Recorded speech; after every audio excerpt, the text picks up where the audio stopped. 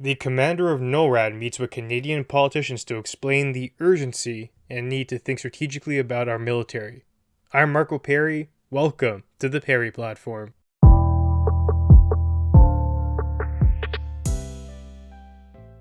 Recently, Maclean's put out an article titled Canada's Hesitancy on Military Defense is Leaving Us Vulnerable.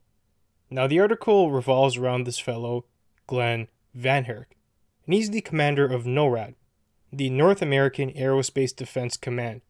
And recently, he met with Canada's new Defense Minister, Anita Anand, and the Deputy Minister, Jody Thomas, along with General Wayne Eyre, the Chief of the Defense Staff. Now, before we get into what exactly the commander had to say, let's dish out some background first. NORAD was founded in 1957 to protect the US and Canada against incoming bombers or missiles with nuclear payloads. And at that point in time, the Soviet Union was the primary concern. NORAD would be responsible for ensuring that any incoming attacks would be identified in a timely manner, and from there a response could be mounted. The typical response to such a threat or act of aggression would be the sending of American nukes to the attacker. This type of defense strategy is coined something like mutually assured destruction. Fundamentally, what it says is if you attack us with nuclear weaponry, we're going to attack you with it. And even if you do end up destroying us with these nukes, you're going to end up being destroyed yourself. And at that time, too, the policy was even more complicated. If, for example, the Soviet Union were to drop nukes on America, America would nuke the Soviet Union, and they would also nuke China, because they were worried about a new superpower emerging from the downfall of the West and the Soviet Union. So it's a bad game for everyone involved. There's incentives there to not drop nukes because everyone is going to lose. Who's going to win in that situation? When the top powers in the world are decimated and they're radioactive and people are living underground, there are no winners. Unfortunately, though, and this is something that is not talked about much, but it should be, a primary defense strategy such as mutually assured destruction only works if your enemy doesn't want to be killed. In today's world, though, some of the West's opponents don't have that limitation in their thinking. Some extremist groups and terrorist organizations actually welcome the idea of dying. You can see this behavior truly exemplified by acts of suicide terrorism. The attacker is perfectly fine with themselves dying because they have ideas of paradise in the afterlife.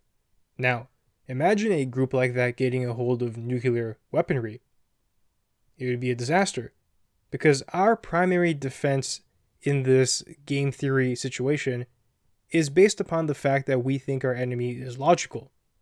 That we think they don't want to die, they don't want to see their country destroyed, they don't want to see their citizens being decimated. But what if you're dealing with someone who is thinking illogically? They have certain ideas in their head that enable them to bypass that factor. They're okay with dying if it serves their ends. Well, that's an entity that you cannot afford to allow to have nuclear weaponry. That could be Armageddon waiting to happen. Nukes in general are not things you want countries to possess, but not all countries are equal. There are some countries who are more dangerous with them and other countries who are less dangerous, more responsible, you can say. Now, I don't agree with the idea that any countries should be gaining nuclear weaponry going forward.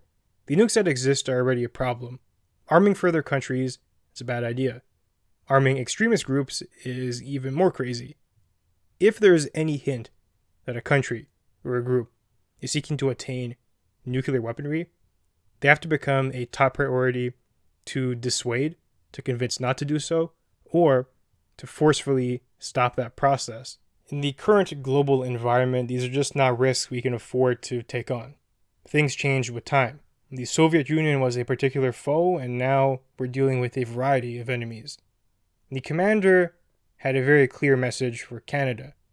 Danger has evolved while we were ignoring it, and he does identify who these enemies are, these threats. So, a document from last year laid out that threats around the globe have invested in capabilities such as ballistic missiles, cruise missiles, hypersonic weapons, small unmanned aircraft systems, artificial intelligence, cyber capabilities, and delivery platforms to offset our strengths while exploiting our weaknesses. As a result, stakes are higher than they have been in decades, and that's certainly true.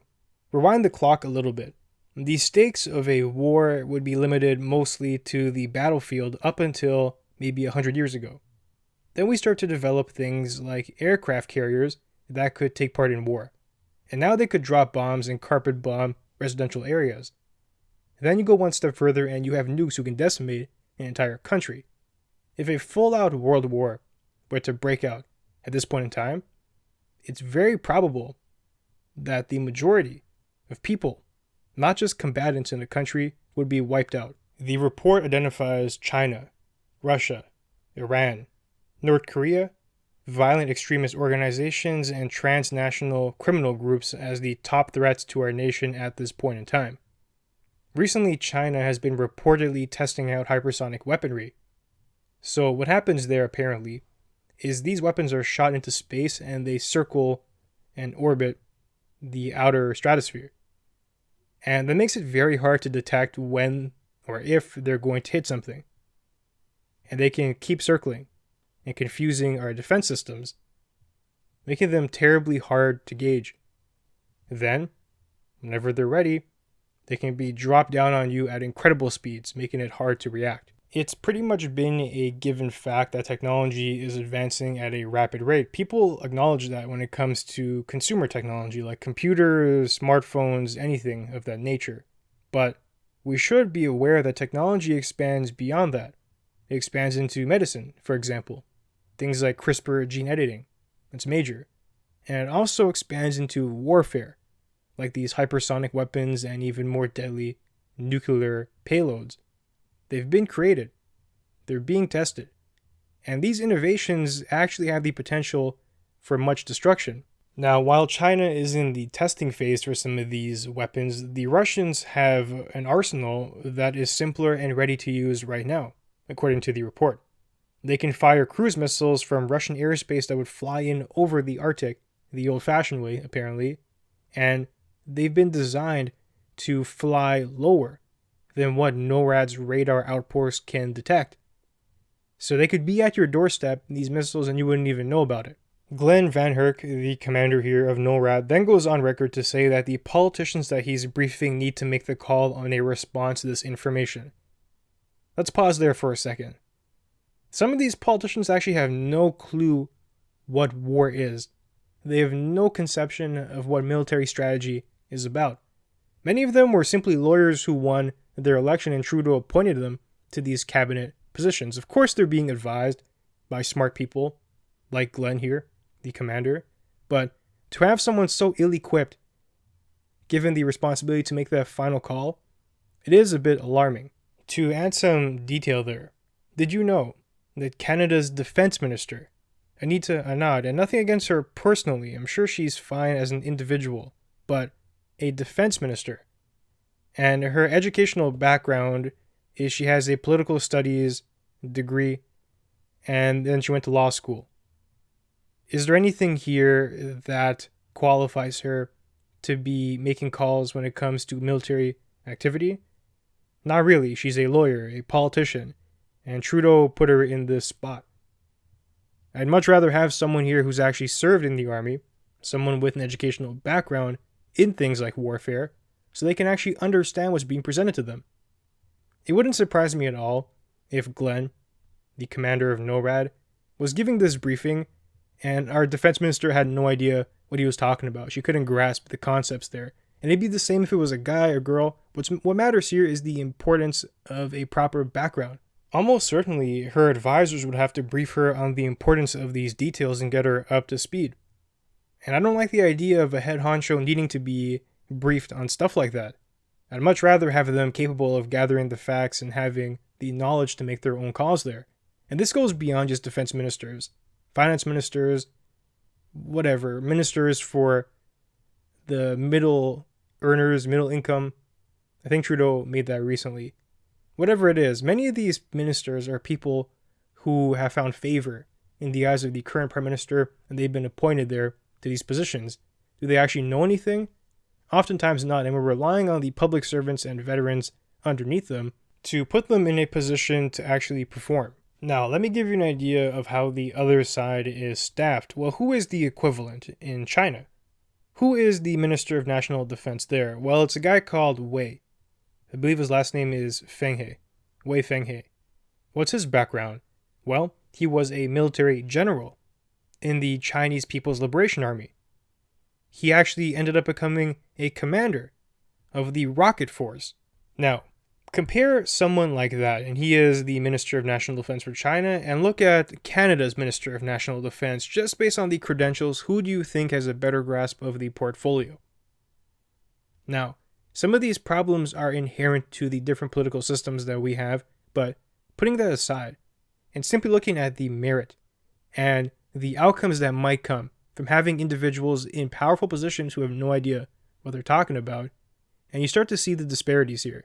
On one hand, you have a lawyer/politician who might grasp the theoretics of warfare, and on the other side, you have a general, a commander of a rocket force. These are things that we should be concerned about. Now, back to the commander of NORAD.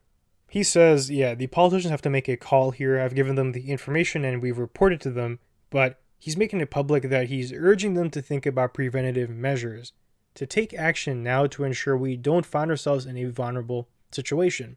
If the time ever comes where Russia is knocking on the Arctic corridor or China has combined forces with them to launch a military initiative, well, we'll be in deep, deep trouble if we've carried on as we are now. In fact, this seems to be something that politicians are not grasping. One of the greatest deterrences to activity that we don't want to see occur, such as a war breaking out, is to be competent and strong. If we have competent people in government who have sound strategies, if we have a strong military presence, if we have things mapped out and our protections established, people are not going to come looking for trouble. But if we're looking vulnerable, if our head of defense is just a lawyer, if our military is decaying, if our technology is not up to par to actually combat things like simple missiles from Russia because our radars are so bad, they can't detect these missiles because they're flying low now, you're asking for trouble. Part of the blame does go to the citizenry here because there is a general distaste for spending money on military, and that's actually a symbol of how well we've done. We're part of a small minority of humans to ever exist who don't have to constantly worry about violence and warfare. We can live in our bubbles and not bother to think about enemies across the world because we're living a good life here, sipping our Starbucks and going to work at our 9 to 5. We don't have to concern ourselves with acts of great violence because much of it is happening in other places, in other countries. This complacency and obliviousness could be our downfall, though. The simple truth of the matter is, and this can be verified by anyone who is logical and has an hour to spend reading up on the current geopolitical situation, there are threats out there. And there are threats out there who do want to see the downfall of the Western world. And we are woefully vulnerable in our current state. In fact, Canada is uniquely vulnerable. America has its problems too, but Canada is not nuclearly armed. Our primary defense is Big Brother America coming to our rescue. Now, I'm not making the case that Canada should start developing nuclear weapons, but we have to start developing a competent defense. We don't need nukes. We can look at the current trends of technology like these hypersonic missiles, for example. We can do things like upgrade our Navy. We can do things like upgrade our Air Force. But for a country like Canada, who has an abundance of resources that are going to be in demand, fresh water is going to be scarce, and scientists are telling us that. Canada has a surplus, one of the few countries to have that. The Arctic is going to come under much desirability. Canada has a ton of land, the second largest country in the world. We have a ton of natural resources. We're very wealthy. And now you add in other factors like our military not being up to par. You add in factors like our complete reliance on another country to help us out of a pickle. You add on the fact that we simply are not caring about matters of defense. And you start to look quite tasty. And you're going to look even more tasty as the situation descends into other countries realizing that they're going to need some resources to continue going on into the future. Scarcity is a problem. Now, the article ends off with this, and it is a profound quote. It says, "This is the kind of decision Justin Trudeau hates to make. He'd get no credit from his voter base for making North America more secure against threats, because many voters don't believe they even exist. Further, much of his voter base has a poor opinion about America, and they're the ally who we would indirectly or directly be helping when we make North America more secure. They don't think they're a worthy ally." This is astounding. First, it strengthens the point I was making before about the population being to blame for some of the errors here. It is strategically and politically not popular. Do you think Trudeau's voter base would be happy? They would applaud a move like spending more money on military? Well, many of them have a similar line of thinking as the NDP, who, as I bring up again for the umpteenth time, had an internal party motion to abolish the Canadian Armed Forces. That's more where the leftist thinking is heading. Further, you have a double whammy here where people would say, America, why do we have to help them out? Why do we have to do things like that? Well, they fail to realize that we're helping ourselves out more than anything. And further, you can't rely on other countries to protect our strategic initiatives. They'll do it if it makes sense in accordance with theirs. But to be vulnerable, as we currently are, it's a bad idea. We have to be independent. We need a strong military. We need strong defenses. And we have to keep up to date with the latest trends in technology across the spectrum here. Personal technology, consumer tech, fine. How about health innovation? How about warfare innovation? We have to get up to speed. Canadians living in a bubble of security is going to make that challenging, though, as the politicians have no incentive to make any moves here. They're fundamentally concerned about their career and the 4-year election cycle. They're not going to do anything to jeopardize that, so honestly, the first thing that we have to do is deal with the culture in Canada. We have to talk about how real threats can be and to show people what could happen if we continue to sleepwalk to the edge of the cliff here. One of the best defenses that we can create is a strong offensive capability, and that doesn't mean actually using it. It means just having it to deter people, and in case they're foolish enough to test us, we can actually do something about it. And that's the bottom line. Now with that, it does bring us to the end of our conversation for today. If you enjoy the content, be sure to leave a review and share. It'll help us grow. And you can find me online at perryplatform.org and on social media at perryplatform. Thanks for joining me, and I'll see you soon.